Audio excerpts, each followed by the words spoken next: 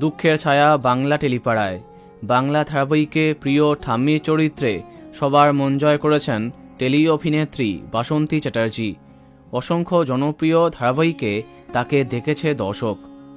ছোট পর্দার অত্যন্ত চেনা মুখ বাসন্তী চ্যাটার্জি। অত্যন্ত সংকটজনক অবস্থায় তিনি হসপিটালে ভর্তি। দমদমের কাছে একটি বেসরকারি হসপিটালে তিনি চিকিৎসাধীন। এমনকি অভিনেত্রী এই মুহূর্তে কোমায় রয়েছেন। তার শরীরের অবস্থা কেমন সেটা জানিয়েছেন তার পরিচারিকা রেখা বোস। প্রবীণ অভিনেত্রীর দেখাশোনার দায়িত্ব তার উপরে। তিনি জানান, খুবই খারাপ অবস্থায় আছেন তিনি। গত বুধবার ভর্তি করেছি, 1 সপ্তাহ হয়ে গেল। হাঁপানির টান উঠে গেছে, বুকে জল জমে গেছে, একটা কিডনিও খারাপ হয়ে গেছে। ক্যাথেটার লাগানো হয়েছে, কিন্তু ইউরিন পাস করানো গেল না। গতকাল থেকে ডায়ালিসিস চলছে। কোমাতে চলে গেছেন। এখন সবটাই ভগবানের ভরসা।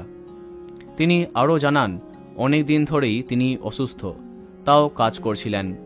ওর মেয়ে জামাই থাকে দমদমে, ওরা মাঝে মধ্যে আসে। যার দেখভাল করবার কথা তাকেই তো সুস্থ রাখতে পারলাম না। কখন কি খবর আসে সেই চিন্তায় আছি। অভিনেতা ভাস্বর জানান, দিদি ভালো নেই, ডাক্তার হাল ছেড়ে দিয়েছেন, এখন আর কাউকে চিনতে পারছেন না। ব্লুজের কর্ণধার স্নেহাশিস চক্রবর্তী কিভাবে তার পাশে দাঁড়ান সেটাও বললেন তিনি। অভিনেত্রী বাসন্তী চট্টোপাধ্যায়ের বয়স প্রায় 85 বছর। বহু বাংলা ছবিতে তিনি কাজ করেছেন।